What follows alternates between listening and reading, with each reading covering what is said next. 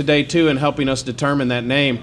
So what you do is up there at the top, if you will text to the number 22333 the 6-digit code for the name you think would be appropriate for Mr. Cmte for his grandbaby. He's actually texting an answer now himself, I've noticed. And here in a couple minutes, I'll put the results of the poll up. I was going to use the poll site. This is Poll Everywhere. I was going to use their actual website, but there's so many name choices that were developed that you can't read them on the website. So we collected the names in the Panhandle too, right? Oh, that's right. They collected names in the Panhandle while they were up there. So some of those are pretty good, actually. I like a boiler. I don't know if it's a good grandpa name. It may take a while for him to learn how to say it, but Super G Daddy, I think, is... That could actually be your rap name. Thank you. Thank you, Chair. My friends. Absolutely. You wouldn't like it if we weren't your friends. All righty. We're going to go ahead and get started. Welcome, everybody, to the EMS Committee. And we're going to get started through our agenda. The first thing on our agenda is a topic about air and ground EMS membership programs.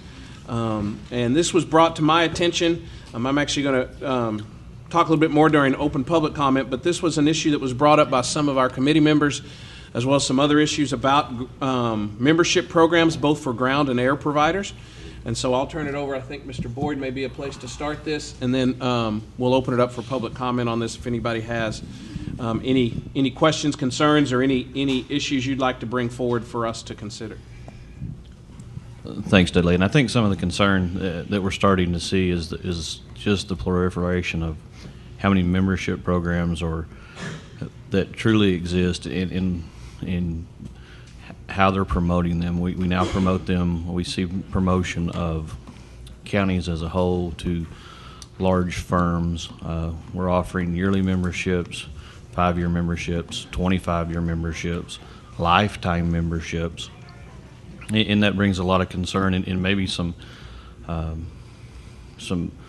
question about, if a person buys a lifetime membership, whose lifetime is it? Is it the corporations? Is it the patients? Is it the families?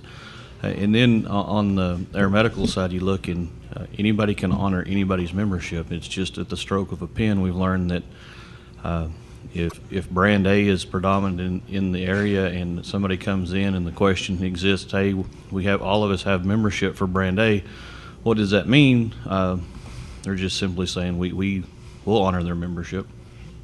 And with the stroke of a pen, they're honoring their membership. And maybe the concern is that we as ground providers have quite a few hurdles and hoops to jump through in order to offer a membership program and to participate in that as defined in rule. But the aeromedical guys seem to sit on the outside of that, and it's growing at an alarming rate. And to be honest, we even are starting to see people wage dependent on, I don't want to be taken by the ground ambulance because they will charge me, but I do have a air membership. Take me because it's free.